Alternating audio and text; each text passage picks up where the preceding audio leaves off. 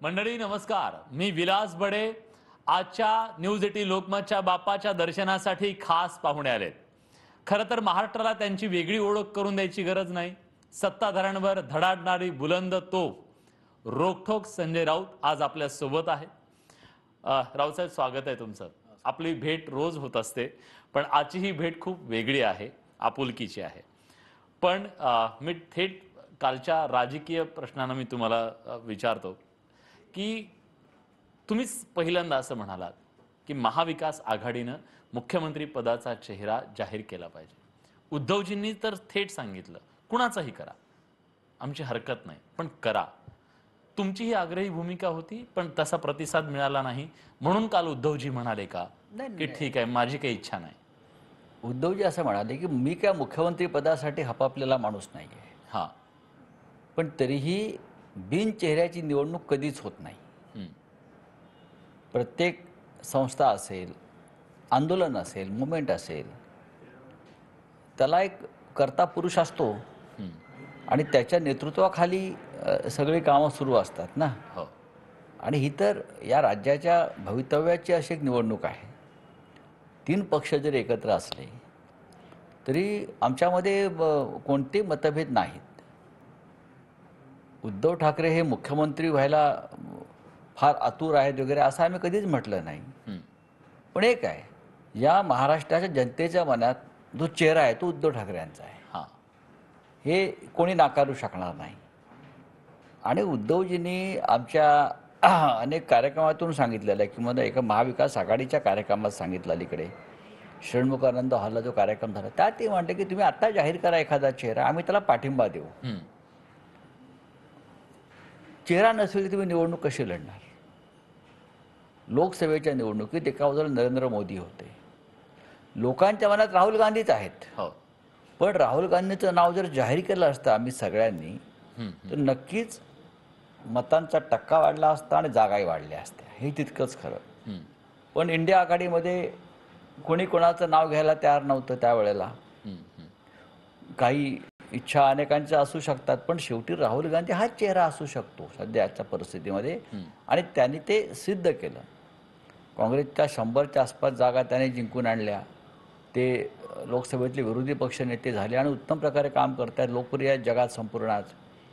पण प्रधानमंत्री म्हणून त्यांचं नाव वेळेत आलं असतं तर फायदा झाला असता. महाराष्ट्र हा त्या दृष्टीने राजकीयदृष्ट्या फार प्रगल्भ असं राज्य आहे. आणि विधिमंडळ पक्षाची बैठक होईल, मग कार्यकारिणीत जाईल, हे एखाद्या मोठ्या पक्षात, राष्ट्रीय पक्षात चालू शकतं ना, असं नाही.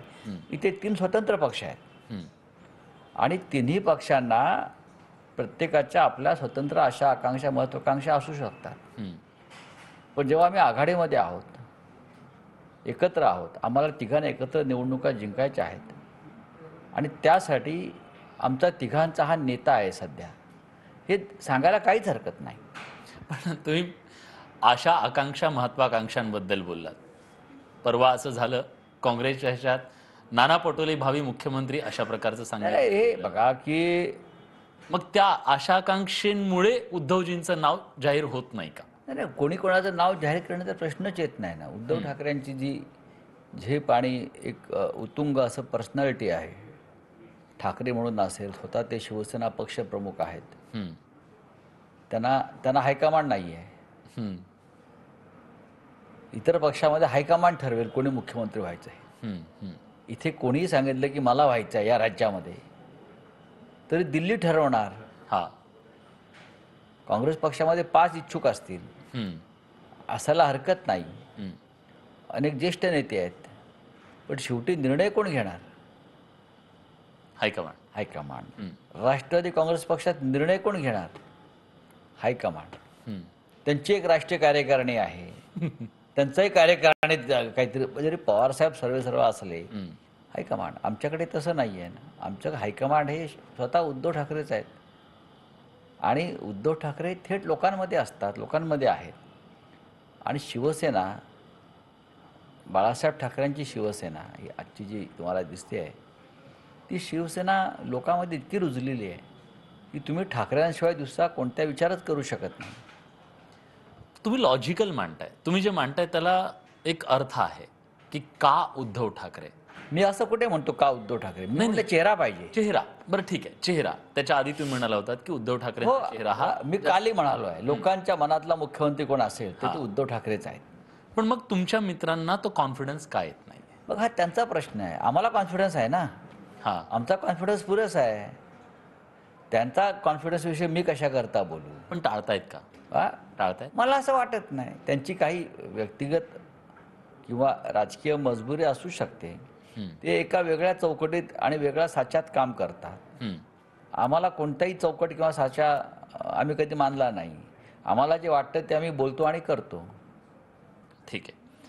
एक आणखीन महत्त्वाची गोष्ट ही आहे की जागा वाटपाच्या संदर्भात काँग्रेस असं म्हणते की जास्त जागा आम्हाला, कारण आमचे खासदार जास्त निवडून आलेले आहेत. एक प्रकारे मोठा भाऊ छोटा भाऊ असा काही वाद आहे? असा काही प्रश्न नाही. काँग्रेसच्या नक्कीच जास्त जागा निवडून आलेल्या आहेत आणि ते काही काँग्रेसचं म्हणजे आम्हाला ज्या 9-10 जागा का आमची जागा फार कमी मताने गेली, त्याच्यात सगळ्यांचं योगदान आहे. राष्ट्रवादी काँग्रेसला 8 जागा मिळाल्या, तिन्ही पक्षांच्या मतांचं योगदान आहे. काँग्रेस पक्षाला ज्या जागा मिळाल्यात, अनेक जागा अशा आहेत जिथे शिवसेनेची ताकद. आता रामटेक हा ही आमची स्वतःची जागा होती. रामटेक आम्ही जिंकलो असतो, आम्ही लढलो असतो तर आम्ही जिंकलो असतो. ती आम्ही काँग्रेसला दिली. अमरावती ही आमची हक्काची जागा होती.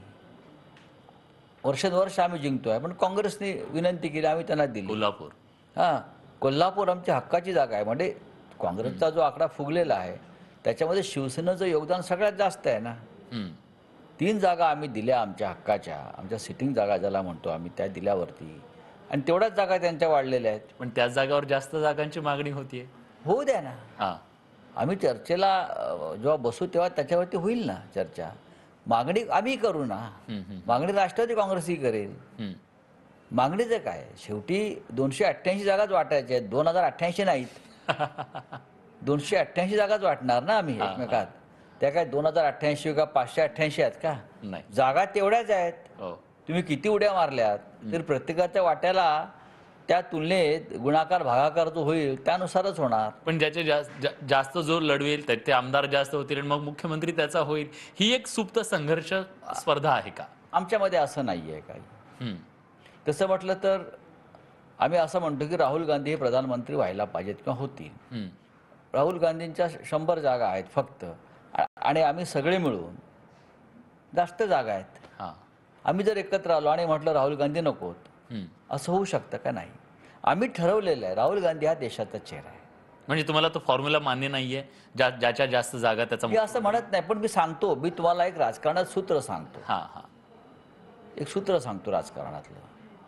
आता उद्धव ठाकरे जेव्हा प्रथम मुख्यमंत्री झाले तेव्हा 3 पक्ष, म्हणजे प्रत्येक पक्षाच्या साधारण आता राष्ट्रवादी काँग्रेसच्या 54 जागा होत्या, आमच्या 55-56 जागा होत्या, काँग्रेस 44 वगैरे होतं. पण 3 पक्षांनी ठरवलं हे सरकार जे आहे अशा प्रकारचं कोण चालवू शकेल. उद्धव ठाकरे यांचं नाव पुढे आलं. उद्धव ठाकरे नाही म्हणाले सुरुवातीला, आम्ही त्यांना तयार केलं, ते झाले. काल नितीन गडकरी म्हणाले की विरोधकांनी त्यांना पंतप्रधान पदाची ऑफर दिली होती. माध्यमांमधून आम्ही ऐकलं होतं. पण तुम्ही राजकारण म्हणून याच्याकडे कसं पाहता? आता त्याचा विषय त्यांनी काढून एक प्रकारे दावा केलाय का? जर त्यांनी दावा केला असेल तर तो अधिक योग्य पद्धतीनं आणि जोरकस पद्धतीनं केला पाहिजे. भारतीय जनता पक्षात डळमळीत झालेला आहे. मोदींचं नेतृत्व डळमळीत झालेलं आहे. पक्षावर, देशावर आणि सत्तेवर मोदींची ती पकड राहिलेली नाही. मोदींचं राज्य आज कुबड्यांवरचं राज्य आहे. आमची अशी अपेक्षा होती की मोदींनी जेव्हा बहुमत गमावलं, आज मोदींकडे बहुमत नाही आहे स्वतःचं. म्हणजे मोदींचं नेतृत्व जे आहे हे लोकांनी झिडकारलेलं आहे. जे मोदी म्हणत होते की 400 पार, मी एकट्याच्या बळावर सत्ता आणीन, 2024च्या निवडणुकीत या देशाच्या जनतेने त्यांना स्पष्टपणे नाकारलं आहे. काही जागा त्यांनी चोरल्या, असं मी नेहमी म्हणतो.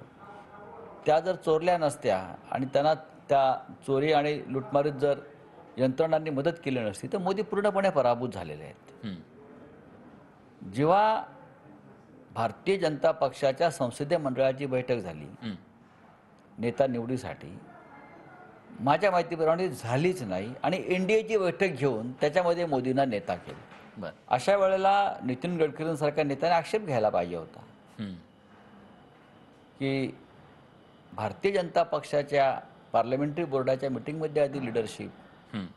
आणि तुम्ही बहुमत गमावलेलं आहे स्वतः, तुमचा पराभव आहे, त्याच्यामुळे तुम्ही नवीन नेतृत्वाला ही संधी दिली पाहिजे. तसं झालं नाही आणि ही अपेक्षा लोक गडकरींकडून करत होते. अर्थात बाकी इतर कोणाकडून ती फारशी अपेक्षा नाही. मग राजनाथ सिंग असतील किंवा अन्य कोणी असतील, ही सगळी बाकी ते सगळे चिल्लर कंपनीच आहे त्यांच्या मंत्रिमंडळात किंवा याच्यामध्ये भाजपमध्ये. गडकरीकडून देशाच्या फार मोठ्या अपेक्षा आहेत की हा माणूस उभा राहील हुकुमशाही विरुद्ध, झुंडशाही विरुद्ध, लोकशाही वाचवण्यासाठी. जर ते उभे राहिले तर तुम्ही अजून ते उभे राहिले, अजून ते उभे राहिलेले नाही आहेत असं मी मानतो. ते बोलतायत, हं. ते टिचक्या मारतायत फक्त. अजून ते ज्या पद्धतीनं उभे राहायला पाहिजेत. आता त्यांनी म्हटलं की मला विरोधकांनी असं एक ऑफर दिली होती. हं. मी त्याला ऑफर मानत नाही. देशाची जी परिस्थिती त्यावेळेला होती, हुकुमशाहीच्या मार्गानं देश निघाला आणि मोदींची एकाधिकारशाही, ईडी सीबीआयच्या यंत्रणांचा गैरवापर, न्यायव्यवस्थेवरचा दबाव, जे नितीन गडकरी सातत्यानं आणीबाणीविरुद्ध बोलतात, हुकुमशाही विरुद्ध बोलतात, स्वातंत्र्याविषयी बोलतात, हं. त्यांच्याकडनं जर विरोधकांनी अपेक्षा केली की बोलू नका, तुम्ही आमच्या या प्रवाहात सामील व्हा आणि या देशाचं नेतृत्व करा, तर त्या चुकीचं असं मला वाटत नाही. 1978 साली साधारण आणीबाणी उठल्यावर जेव्हा विरोधी पक्ष एकत्र झाला हुकुमशाहीचा पराभव करण्यासाठी, तेव्हासुद्धा सगळ्या विरोधकांनी काँग्रेसमधल्या अनेक नेत्यांना आवाहन केलं होतं. त्यात मग जगजीवन राम आले बाहेर, हेमवती नंदन बहुगुणा बाहेर आले, अनेक नेते बाहेर आले आणि त्यांच्यामुळे इंदिरा गांधींचा पराभव होऊ शकला ना. या देशाची परंपरा आहे. व्ही पी सिंग बाहेर आले. हं. हं. याचा अर्थ त्यांनी आपला आयडिओलॉजीची प्रतारणा केली असं म्हणत नाही कोणी. ते आले आणि त्यांना न पटणाऱ्या गोष्टीच्या विरुद्ध आवाज उठवला. तुमच्या पदरामध्ये देशाचं प्रधानमंत्रीपद सहज पडणार नाही. तुम्हाला आव्हान द्यावं लागेल, आव्हान स्वीकारावं लागेल. खरं तर राजकारणात जर तर वर बऱ्याचदा चर्चा होते. मी तोच प्रश्न विचारते की जर गडकरी आले, समजा महाराष्ट्राच्या राजकारणात ते येतील परत, अशा प्रकारची एक ते चर्चा आहे. फार मोठे राष्ट्रीय नेते आहेत. जेव्हा त्यांना मुख्यमंत्री व्हायचं होतं तेव्हा केलं नाही. हां. 2014 साली मला वाटतं त्यांची इच्छा होती मुख्यमंत्री होण्याची. हं. तेव्हा त्यांनी त्यांच्यापेक्षा ज्युनियर असलेल्या फडणवीसांना मुख्यमंत्री केलं त्यांच्या पक्षानं. तेव्हा गडकरींची इच्छा होती मुख्यमंत्री. महाराष्ट्रासारख्या राज्याचं मुख्यमंत्रीपद कोण नाकारेल? केंद्रीय मंत्रिपदापेक्षा या राज्याचं मुख्यमंत्रीपद निश्चितच मोठं आहे. हं. हं. या राज्याचं नेतृत्व करावं असं प्रत्येकाला वाटत जर असतं. असे काही बदल झाले तर तुमचे आणि जे नातं आहे सध्या, त्या नात्यात बदल होऊ शकतो? मला असं वाटत नाही. आम्ही भारतीय जनता पक्षाबरोबर पुन्हा जाण्याचा प्रश्नच उद्भवत नाही. हं. हं. आमची लढाई ही नितीन गडकरी आहेत किंवा नाहीत म्हणून नाही ना. हं. हं. हं. ही लढाई मोदी शहांच्या भारतीय जनता पक्षाविरुद्ध आहे. हां. आमची लढाई भाजप विरुद्ध कधीच नव्हती. हं. आता जो आमचा संघर्ष आहे, हा आमचा संघर्ष मोदी आणि शहांच्या विरुद्ध आहे. त्यांची जी विकृती आणि मनोवृत्ती आहे की महाराष्ट्रातले प्रादेशिक पक्ष जे मराठी माणसाच्या स्वाभिमानासाठी लढतायत, काम करतायत, अशा पक्षांना खतम करायचं आणि महाराष्ट्रावर हल्ले करायचे, महाराष्ट्र लुटायचा, या प्रवृत्तीविरुद्ध आमची लढाई आहे. म्हणजे तुमचे दोर कापले गेले नाहीयेत पूर्ण. असं कसं भविष्यात राजकारणात काही दोर कापण्याचा प्रश्न येत नाही. आम्ही ठरवलेलं आहे की परत भाजपबरोबर जायचं नाही. हे ठाम आहे. हे ठाम आहे. ठीक आहे. आणखीन एक महत्त्वाचा मुद्दा की लेक लाडकी अभियान सध्या सुरू आहे आणि त्याच्या संदर्भात तुम्ही जुनी पेन्शन योजनेचं त्याला उत्तर देण्याचा प्रयत्न होतोय.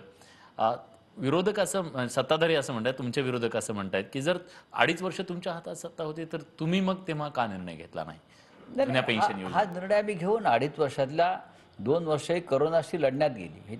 हे मूर्ख लोक विसरले. हं. तुमचे जे प्राण वाचवलेले आहेत सत्ताधाऱ्यांच्या आज, ते उद्धव ठाकरेंनी वाचवले, तुमचे किंवा तुमच्या समर्थकांचे. हं. आणि तुम्ही लाडकी योजनेचं म्हणत असाल, लाडकी योजना का ह्याच राज्यात सुरू आहे का? अनेक राज्यात सुरू आहे. हं. पण मोदी काल झारखंडला गेले, जमशेदपूरला, आणि तिथे जी लाडकी बहीण योजना सुरू आहे या प्रकारची, त्याच्यावर टीका केली. हम्म.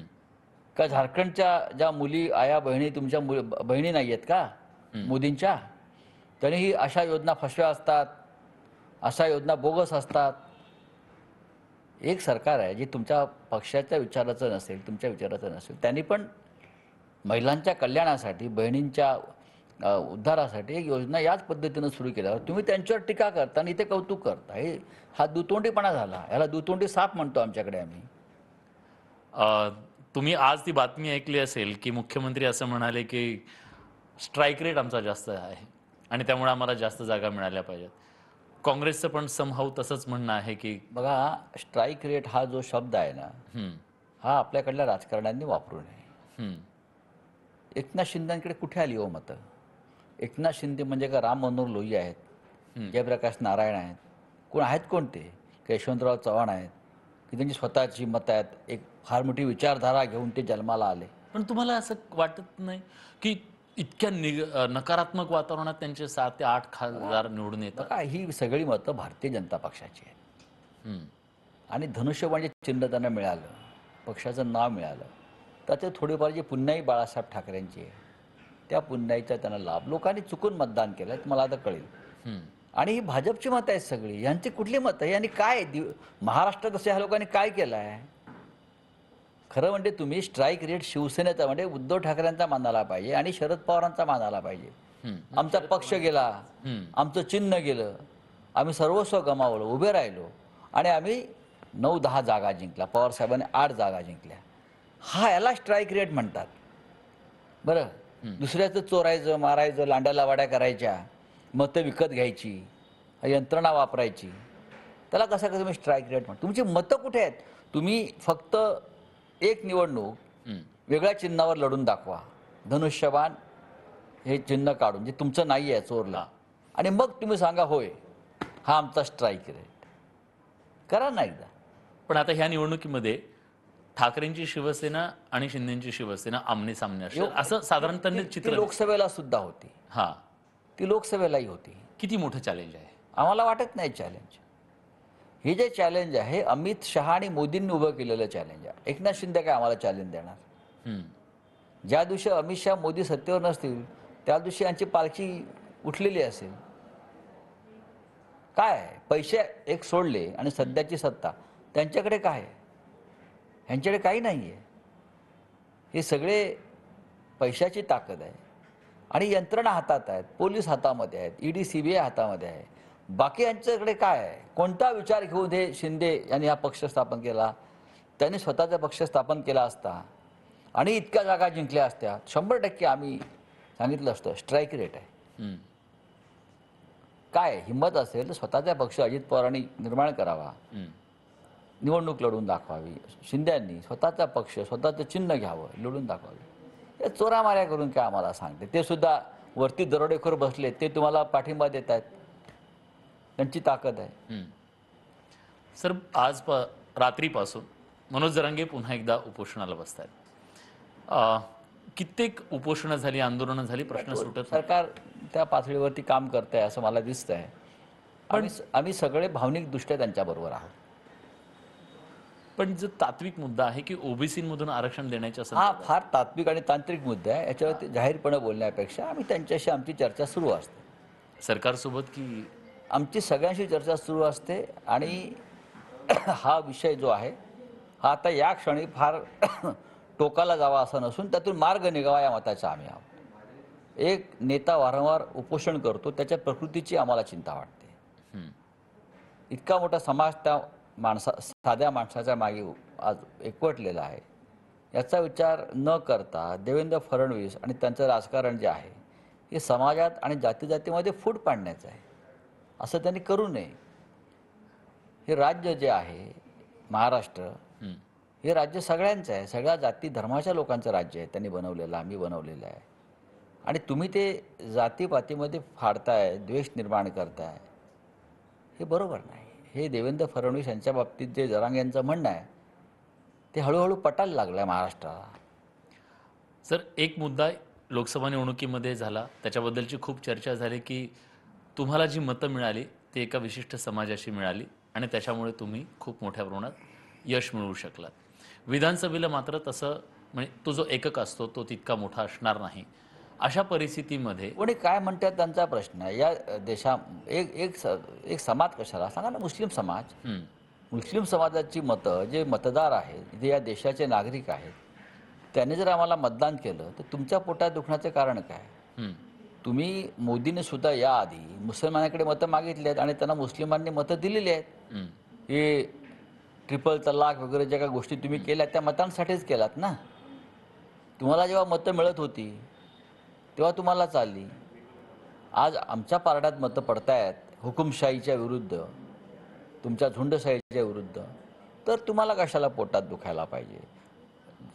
मुस्लिम समाज हा जाणकार आहे, आता तो सुशिक्षित झालेला आहे, शिकलेला आहे. पण ते म्हणतायत की तुम्ही तर आजपर्यंत काँग्रेसवर जी टीका करत होतात आम्ही मतांच्या लांगून आम्ही चालण्याची. कुठे काय लांगुल चालन केलं? आम्ही कुठे सत्तेत आहोत लांगुल चालन करायला? काय केलं असं आम्ही? सांगावं ना त्यांनी. हं, लांगुल चालन कोण करतंय? मशिदीत कोण जात आहे परदेशात जाऊन? दुबईच्या शेखला मिठ्या कोण मारताय मुस्लिम मतांसाठी? प्रधानमंत्री मारतायत ना. हे लांगुल चालन नाही. ठीक आहे. चला. एक मुद्दा की आता सरन्यायाधीश यांच्या गणपती बाप्पाच्या आरतीसाठी मोदी गेले, त्यावरून तुम्ही खूप टीका केली. तुम्हाला वाटतं हे चुकीचं झालं? सर्वोच्च न्यायालयात बऱ्याच अंशी चुकीच्याच गोष्टी सुरू आहेत. हं, संविधानाच्या रक्षणाची जबाबदारी, ते चौकीदार आहेत, संविधानाचे रखवालदार आहेत. पण या राज्यामध्ये 3 वर्षापासून एक घटनाबाह्य सरकार सुरू आहे असं सरन्यायाधीश स्वतः म्हणतात. हं. बेकायदेशीर सरकार आहे. त्याचा केसवर परिणाम होईल वाटतं तुम्हाला या नक्कीच सगळ्याचा? म्हणून ते तारखांवर तारखा पडतायत. कसं काय चालू देतात ते घटनाबाह्य सरकार? तुम्ही घटनेचे रखवालदार आहात. हं, हे आम्हाला परवा कळलं की मोदींचे आणि त्यांचे जे अंतस्थ संबंध आहेत, हं. मोदींना हे सरकार वाचवायचं आहे म्हणून सरन्यायाधीश आम्हाला तारखा देते. खूप गंभीर आरोप करताय तुम्ही. हा गंभीर आरोप नाही, मी सत्य सांगतो आहे. हे मी सत्य सांगतो आहे. ही सरन्यायाधीशांचीच जबाबदारी आहे की एखाद्या राज्यामध्ये घटनाबाह्य गोष्ट घडत असेल तर त्यांना रोखायला पाहिजे.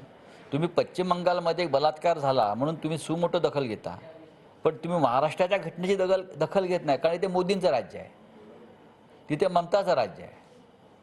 हे लक्षात घ्या तुम्ही. पण रावसाहेब एक मुद्दा आहे ना, तुम्ही आमचे सगळे लोक तुरुंगात टाकता, जामीन देत नाही, आणि काँग्रेसवाल्यांचे जे BJP वाल्यांचे जे गेले लोक BJPच्या वॉशिंग मशीनमध्ये जे तुरुंगात असायला हवे होते त्यांच्याविषयी तुम्ही कोणतंही न्यायालय, कोणताही कायदा हा साधं शब्द उच्चारत नाही. याला काय म्हणायचं? का कायद्याचं राज्य आहे? कसलं ED, कसलं CBI आणि कसलं न्यायालय? न्यायालय जामीन देत नसेल 1-1 वर्ष 2-2 वर्ष खोट्या गुन्ह्यामध्ये, तर कशाला या न्यायालयाचं आम्ही पत्रास बाळगायची? जर न्यायालयच कायद्यानं आणि संविधानाला काम करणार नसेल तर त्याची फार चिंता करण्याचे कारण नाही. तुम्ही सुद्धा एजंट आहात भारतीय जनता पक्षाचे किंवा मोदी शहांचे. खरं तर खूप गंभीर आरोप केलाय. पण एक शेवटचा माझा प्रश्न, असं झालंय का गेल्या काही दिवसात सोयीचं राजकारण बलात्कारासारख्या मुद्द्यावर सुद्धा? कोणी राजकारण करत नाही बलात्काराचं. नाही, पण जेव्हा एखाद्या बलात्कार होतो आपल्या राज्यात झाला, म्हणजे भाजपच्या राज्यात राजकारण भाजपने सुरू केलं बलात्काराचं, अशा प्रकारच्या गोष्टींचं. हे बलात्काराचे विषय राजकारणाचे होऊ शकत नाही. हे जरी खरं असलं तरी हे तुम्ही कायद्याचं राज्य उलथवण्यासाठी अशा प्रकारच्या घटनांचा वापर करता. ममता बॅनर्जीच्या राज्यामध्ये घटना घडली, तोच आरोप तुमच्यावर पण होतोय, आरोपी पकडले, तोच आरोप ते तुमच्यावर करतात. आरोपी सुद्धा पकडले. तरीही भारतीय जनता पक्ष गेल्या 1 महिन्यापासून तिथे रस्त्यावरती हायदोस घालते. का? त्यांना ममताचं राज्य उलथवून तिथे राष्ट्रपती शासन आणायचं, हे राजकारण आहे. महाराष्ट्रामध्ये आम्ही फक्त इतकं सांगितलं की खरे आरोपी पकडा, खरे आरोपी पकडा. तो कोतवाल, आपटे, ह्यांच्यावर गुन्हे दाखल केले पोस्कोचे, पण कारवाई काय झाली हा प्रश्न विचारला. त्यात राजकारण कसलं आहे? बावनकुळ्यांचे चिरंजीव म्हणून बोलत नाही. एक गाडी भरधाव वेगाने दारूच्या नशेत चालवली जाते आणि 16 गाड्या ठोकरून लोकांना जखमी केलं जातं. त्यात 3 व्यक्ती असतात, एक वगळून दोघांवरती गुन्हे दाखल होतात. तो एक का? कारण त्याचे वडील कोणीतरी या राज्यामध्ये पुढारी आहेत, सत्ताधारी पक्षाचे पुढारी आहेत. ह्याच्यामध्ये जर आवाज उठवला तर राजकारण कसलं? नाही, विरोधक म्हणून तुमची ती भूमिका आहे आणि विरोधकांनी ती भूमिका नाही, कर्तव्य आहे. कर्तव्य आहे तुमचं ते. राजकारण होत राहील, पण खऱ्या अर्थानं आता रणसंग्राम सुरू झालाय महाराष्ट्रातला. त्याचा बिगुल पुढच्या काही दिवसात वाजेल, पण यावेळेसची सगळी लढाई घनघोर असणार आहे, यात कुठलीही शंका नाही. आणि यातला सगळ्यात मोठा योद्धा असतील ते संजय राऊत. खूप खूप धन्यवाद सर, तुम्ही न्यूज 18 लोकमतशी बोललात त्याबद्दल. थँक्यू.